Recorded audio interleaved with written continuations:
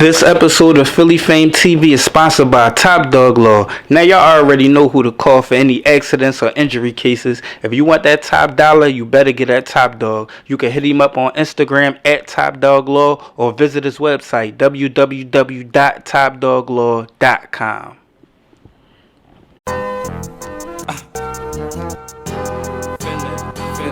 Philly Fame.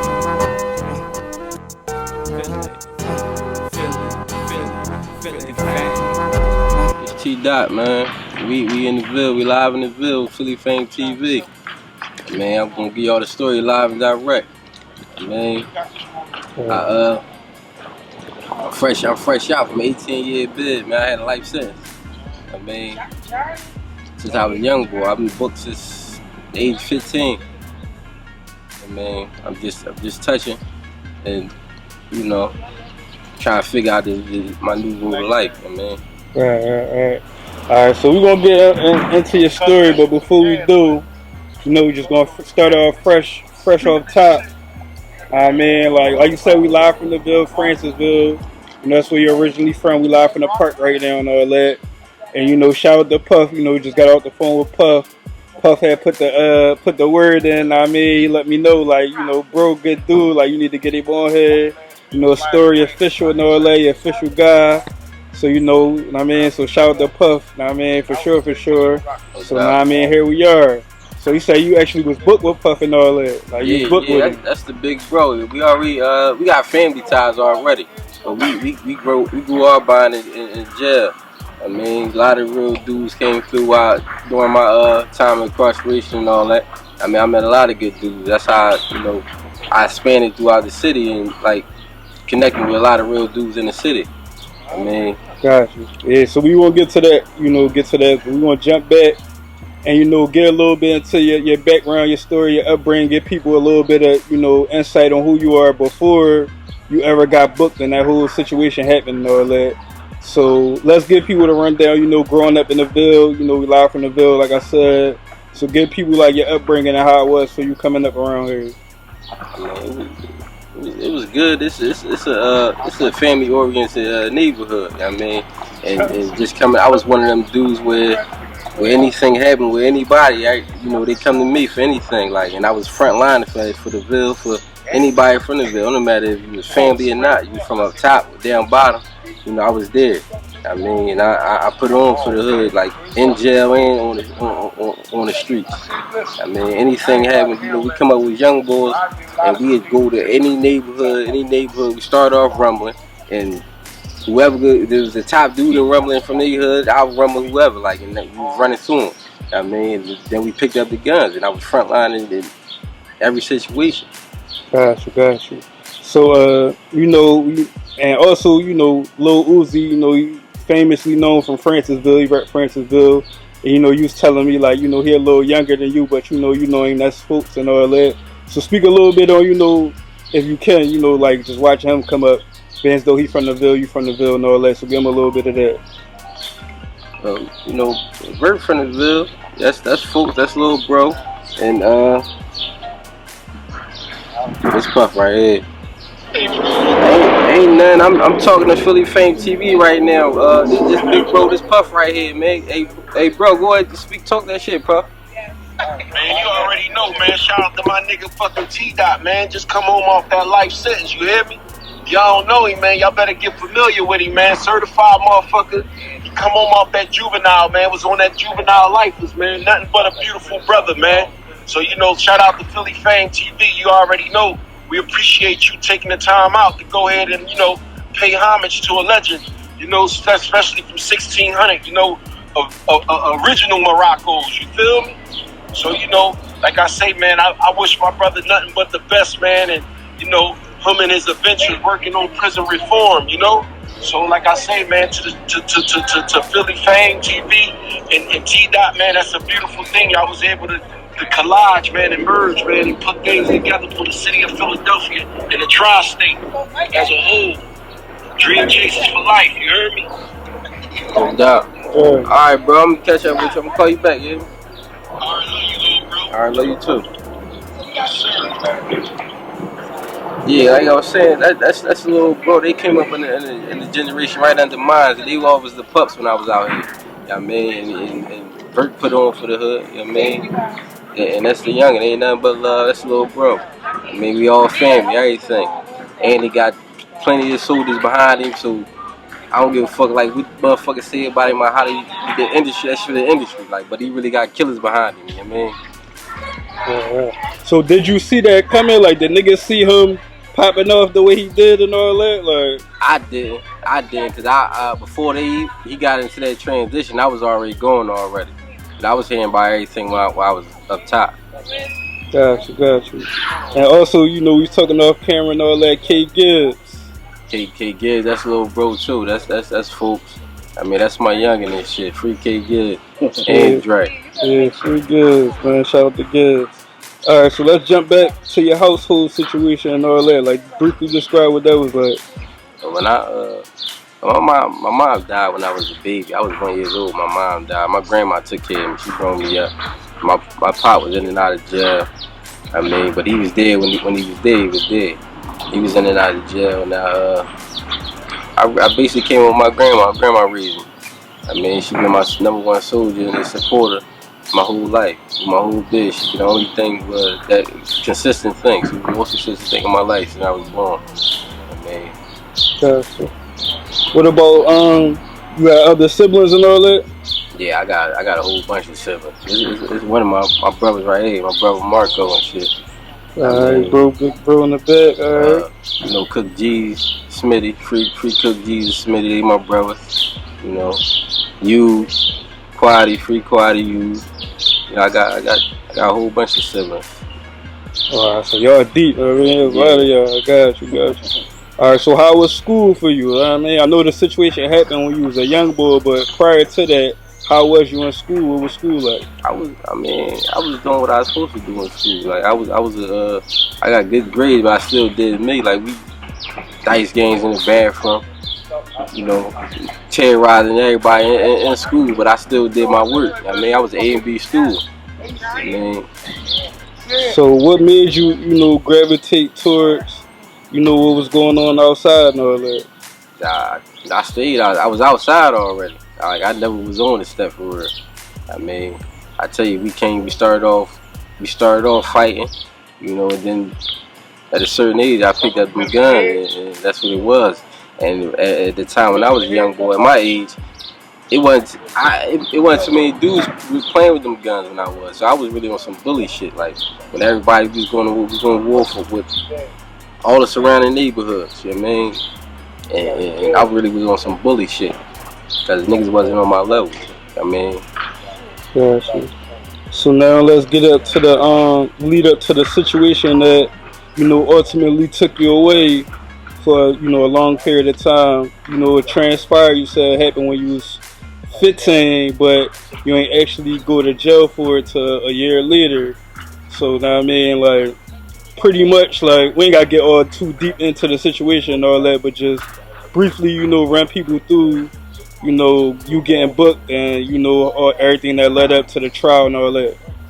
I mean, I was at the club. Me and my guys, we was out at the club and shit, and altercation happened outside the club where dudes was rumbling, and somebody that they ain't had nothing to do with the whole situation came outside the club and told the dude that he was gonna go get a gun. And when he came back, he got spun. Like, yeah, that shit ain't never happened. Like, you don't never let nobody tell you they gonna go get something. They threaten your life then. So when he came back, he got spun, and that was that. It was over 100 people, probably over 100 people out there. We was outside the club, and the only dudes that motherfuckers that told me was the niggas I was with, man, my homies and shit. I mean. So you was like you said, you was 15 at the time. So I'm assuming your homies was y'all all around the same age. Yeah, right? we 14, 15, 16. A couple dudes was 25 and older. Gotcha. So you said it happened outside of clubs, so like, I mean, so a situation happened, somebody, I mean, end up losing their life, and you said after that happened, like you had got locked up, but for something separate at first. Yeah, I ended, like I said, around that time we was beefing, going to war with a couple of different projects and other dudes around, you know, surrounding our hood, and I ended up getting shot. I ended up getting shot in the midst of that, and I got sent to placement because I was on juvenile probation for a gun case. I got sent to placement after that. I ain't going to run enough. I was still going to school every day and everything. And after I got sent to placement, then the dudes started dropping statements. I'm going down there to the district and all that, and the detectives ended up coming to get me from placement and took me to State Road. I mean, I was on the juvenile block at the House of Corrections. Gotcha. And your case was, I mean, was definitely publicized and all that, you know, high profile situation and all that. So while you locked up as a juvenile in this joint and all that, briefly describe like your experience prior to going to trial, like knowing that you facing what you facing, and you're a young boy. I mean, going through it, like describe what was that like before you even get the trial. Well, like you said, I was a young boy, so I really wasn't too. My mind wasn't really on like the severity of the situation that I was in. So I was doing me when I was in jail. I was running around. I was wrecking in the jails and juvenile block. I ran the juvenile block. I was sending commissary bags to every cell, every motherfucking week. Sending trash bag around the whole blocks to collect. I mean, and my mind was on young boy shit. I mean, I was doing what I was doing, and when the trial came, I was just, you know, I focused on the trial, but I was young minded. I mean. Alright, now we're going to take a quick commercial break, give y'all a word from one of our local sponsors. This episode of Philly F.A.M E TV is brought to you by 1212 plant-based hair care products. These products are good for men and women and best used in barbershops and hair salons. You can pick up some 1212 products at Hair Buzz and Hair Town in Philadelphia. Also shop online 12haircare.com for all deliveries. Now back to regular scheduled programming. So then the trial came. There was a whole lot, you know, crazy stuff that happened. You know, during the course of this trial, we're going to, you know, touch on some of it. All right, so you had multiple trials because you had a hung jury, two hung juries during the course of this trial. The witnesses recanted their statements. And because of that, your grandmom and your brother ended up getting locked up for witness intimidation, charged for witness intimidation. Right. Know what I mean? Yeah, go ahead, give them that rundown. So I come to trial like I told you. All the dudes that told on me was niggas I was hanging with, and I was still, you know, having conversations with them here and there throughout, you know, the course of my incarceration. Matter of fact, the two of the dudes, their main witnesses, that was my co-defendants on an attempted murder that I was locked up for, and so we was locked up together. We was actually, me and one of them was actually with Sally this shit before the situation. So going up the trial, you know, I come to trial, all my witnesses recant their statements. Had a hung jury. Come up to the second trial, you know, same thing. Hung jury, the second trial. So after I had the second hung jury, motherfucking they charged me, my grandma, my brother, and my homie, all for witness intimidation. They publicized my case and made it a real high profile case and shit, and with the witness intimidation, and just building a whole bunch of shit up to get the conviction for the homicide, because it wasn't nothing happening. They ain't had no physical evidence. They only had the statements from the dudes, and they recanted. So they did a whole lot of backdoor shit and try to railroad me, and that's what they did. And then you end up ultimately getting convicted, right?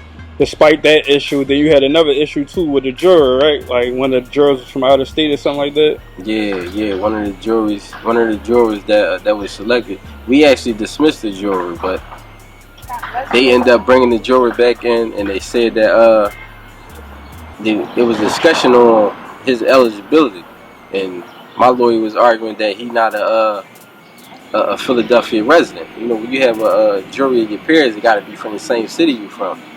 The dude, one of the jurors, he was a Delaware resident. He voted in Delaware. and he had Delaware driver's license. The judge let him sit on my jewelry just for the simple fact that he said he owned property in Philadelphia. That don't make you a Philadelphia resident. So that was the issue in my that I had to take up on my appeal. So, but you ultimately get convicted, you know what I mean?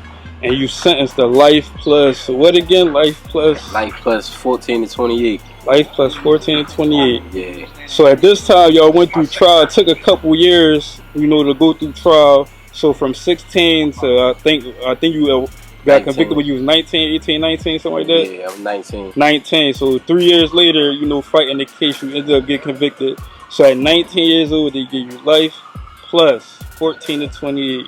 Yeah. So when that hit you, and you realize, like, damn, like, I ain't never coming home. Like, what was that? Give them that rundown for us, what you was thinking, your mindset. My mindset was always from the rip that I was gonna get back eventually. I never like settled with the fact that, you know, that they gave me life plus 14 to 28. My whole thing from there was, from the time that I lost, my whole mindset was, I'm just gonna get back later. You know, in 2012 they came out with the new law for the Juvenile Lifers, saying that it was illegal to sentence a juvenile to life without parole.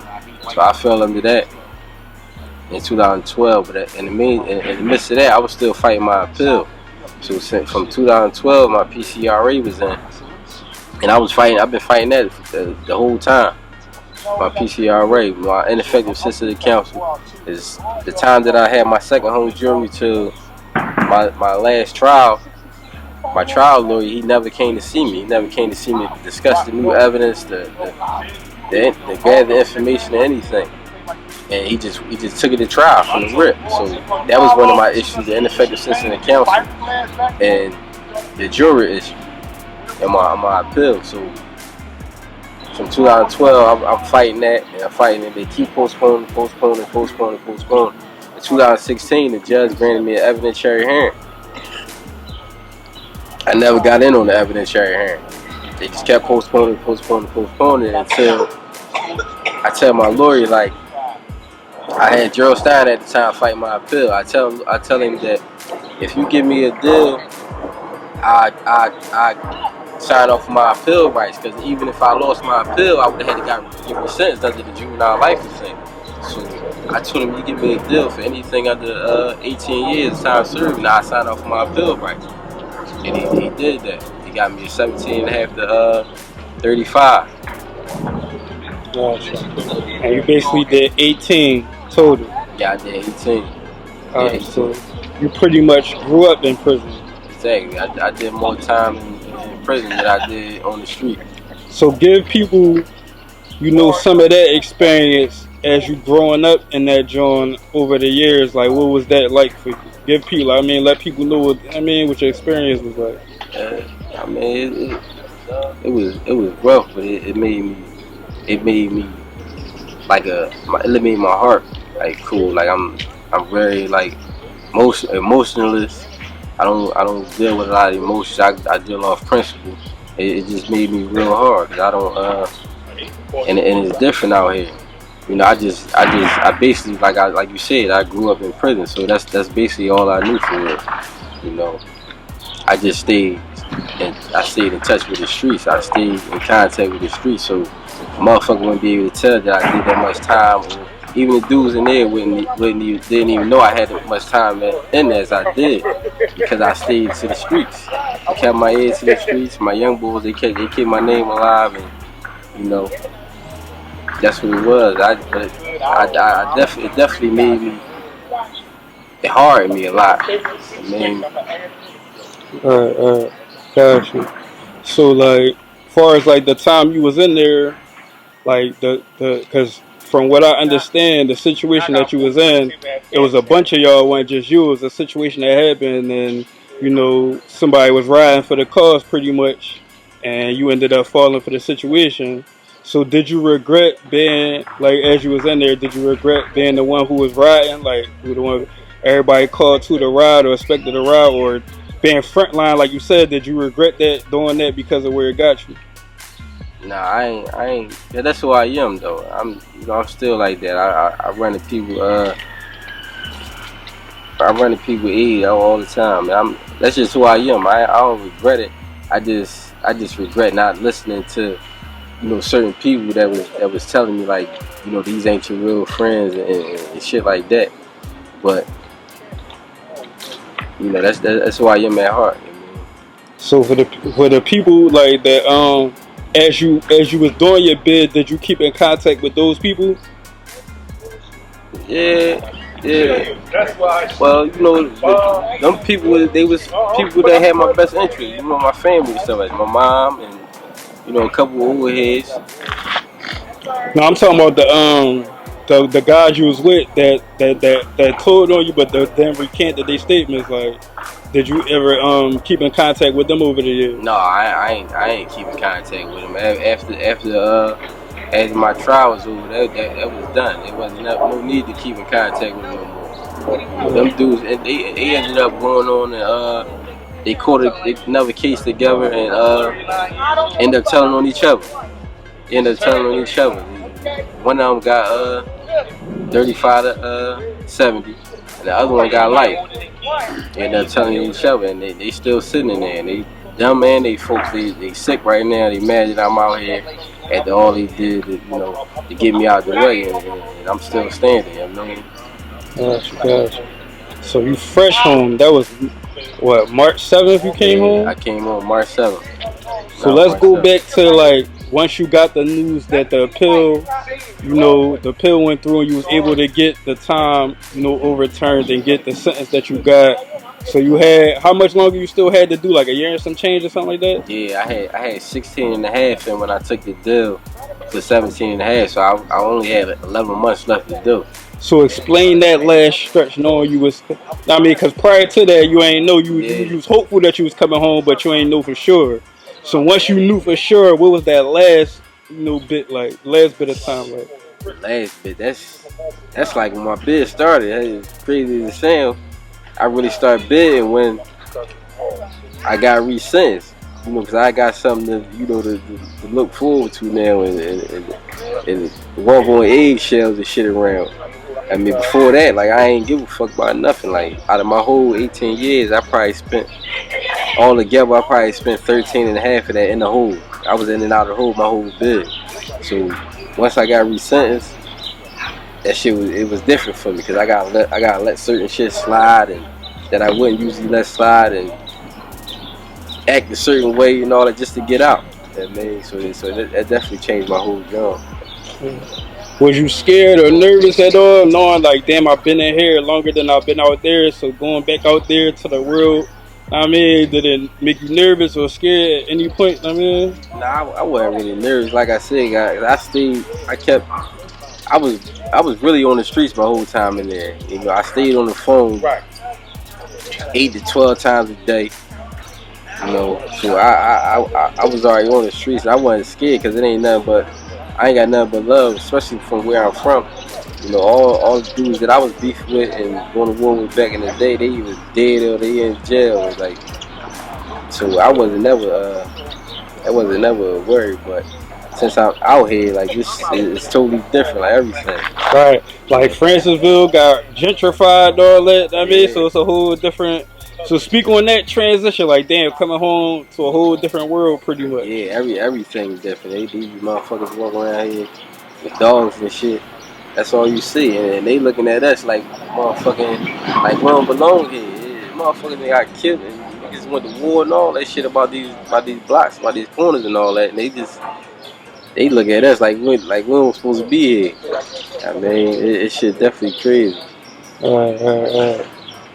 And like I said, you only been home a couple months, so you still getting acclimated, still getting readjusted and all that. I know you been plotting and planning one day when you do come home some stuff you was going to do, so give people to run down some plans. I know you got the documentary and all that you're working on, so speak a little bit on that and some other stuff you got. Yeah, I got the documentary on It's Bigger Than Life.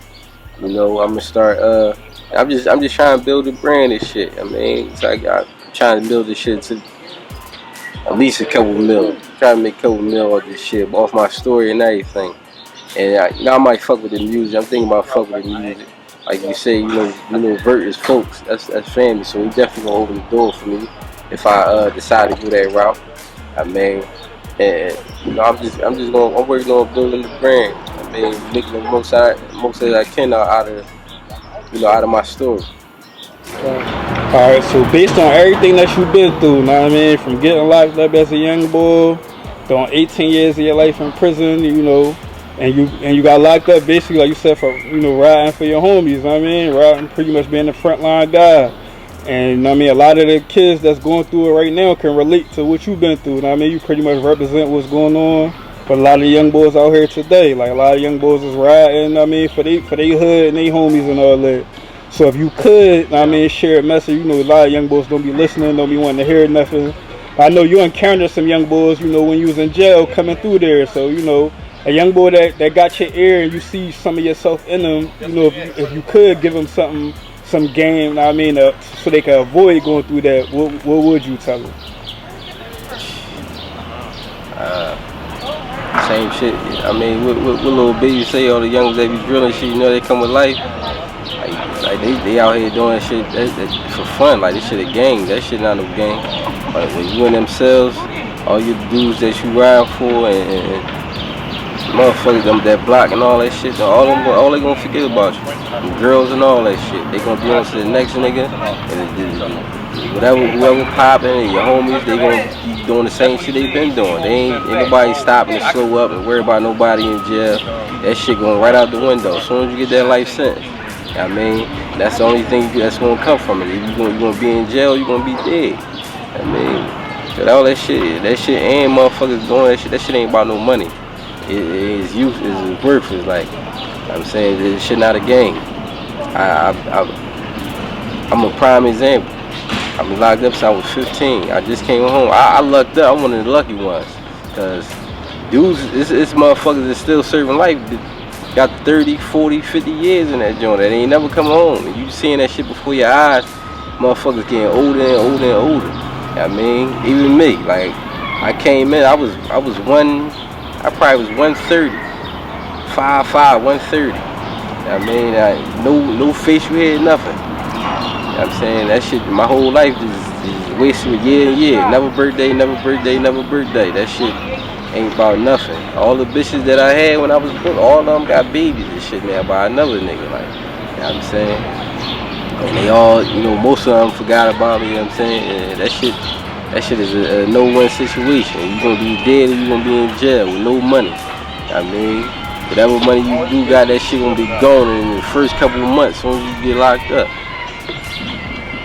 So I'm saying, I already know, like, a lot of young boys, they deep in, like, motherfuckers got killed on this side, motherfuckers got killed on that side, but you gotta take a seat and see, like, ask yourself, what's the end goal? Like, what I'm saying? Because you eventually gonna go to jail, you gonna die. You know what I'm saying? So you gotta ask yourself what you want for yourself, and what's the end goal? Like, what we getting out of this? You know what I'm saying? And whatever you come up with, that's what you gotta live with.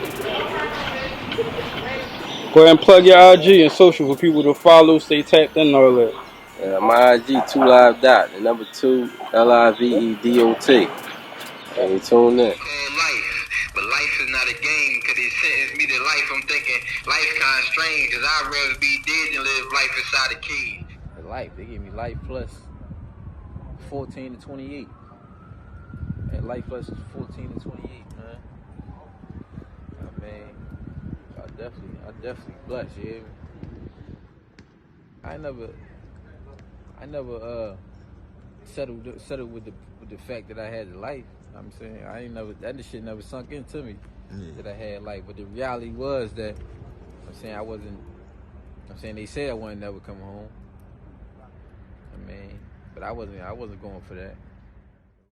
Alright, man, 2live dot, man. We signing out. Philly Fame TV, live from the Ville. Stay tuned, stay updated. Make sure y'all following. Stay updated for the documentary coming real soon. You know what I mean? And on that note, we out of here. Philly Fame TV signing out.